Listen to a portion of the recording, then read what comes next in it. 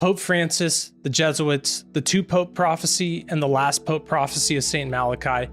That will be the subject of this video. We'll start off with the fact that St. Francis is the first Jesuit pope to ever be pope of the Catholic Church. And a few interesting facts I want to mention about the Jesuits. Here's a quote from Marquis de Lafayette, a French statesman and general who served in the American Continental Army under the command of General George Washington. And he said, quote, "It is my opinion that if the liberties of this country, the United States of America, are destroyed, it will be by the subtlety of the Roman Catholic Jesuit priests, for they are the most crafty, dangerous enemies to civil and religious liberty. They have instigated most of the wars in Europe." One more interesting fact about the Jesuits to back up that claim is that the Jesuits were serially expelled from the Portuguese Empire, the French, the two Sicilies, Malta, Parma, the Spanish Empire, Austria, and Hungary. They were kicked out of a large portion of Europe during the 1700s. Now, Pope Benedict stepped down in February of 2013, and it was the first time a pope had done that since the 1400s. So having two popes alive during this time period was a very interesting thing. Of course, as we know, Pope Benedict just passed away right at the end of this last year, at the beginning of this year, 2023.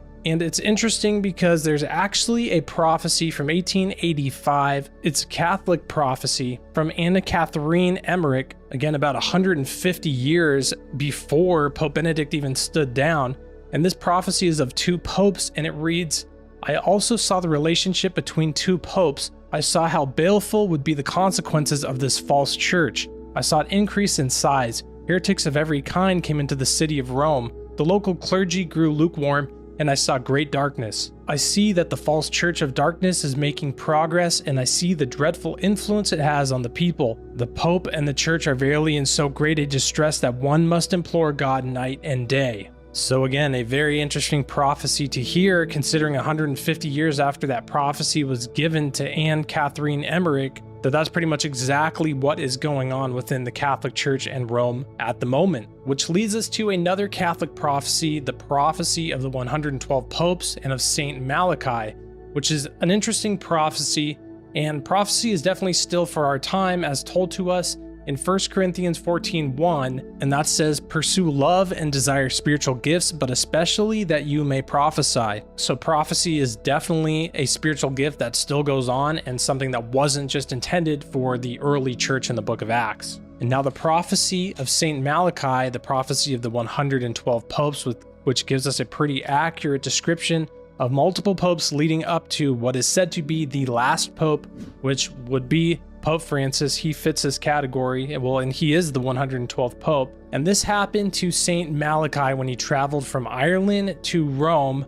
And when he got to Rome and saw how much luxuries and how much gold and array was arrayed at the Vatican, he became furious to see how luxurious the church was there. And he went off outside of the city and looked upon the city, which is known as the City of Seven Hills, gave the prophecies of every pope from that time up until the last pope. And some of these prophecies have pretty accurate descriptions. For instance, the prophecy given about Paul VI, the prophecy written about him was Flower of Flowers, and his coat of arms when he became the pope had 3 flowers on it, the symbol of the French monarchy. The prophecy of the pope that ended up being John Paul II was from the labor of the sun, and he not only was born during a solar eclipse, but he was buried during a solar eclipse. And many of the other prophecies are strikingly accurate in a similar fashion, which leads us to the last prophecy, the prophecy of the 112th pope. And St. Malachi's final prediction in full is,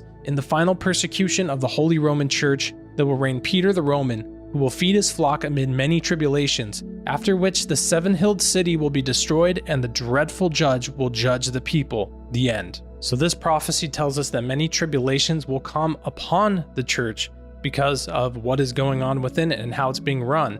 And it will actually be destroyed, all of Rome, through this destruction and corruption that has been brought on by the Catholic Church, which again is a striking resemblance to what we see in the very last days prophecy in the book of Revelation in chapter 17, talking about Mystery Babylon the Great, the mother of harlots and of the abominations of the earth. The woman drunk with the blood of the saints, with the blood of the martyrs of Jesus. And what do we see in Revelation 17? In verse 9, it tells us, Here is the mind which has wisdom. The 7 heads are 7 mountains on which the woman sits. And what is the only city upon the entire world, known as the City of 7 Hills? It's not some obscure city. It's not some random city. It just so happens to be Rome and Vatican City, the only city known as the City of 7 Hills. We're also told many other things about Mystery Babylon, that it's decked in gold and covered in scarlet and purple.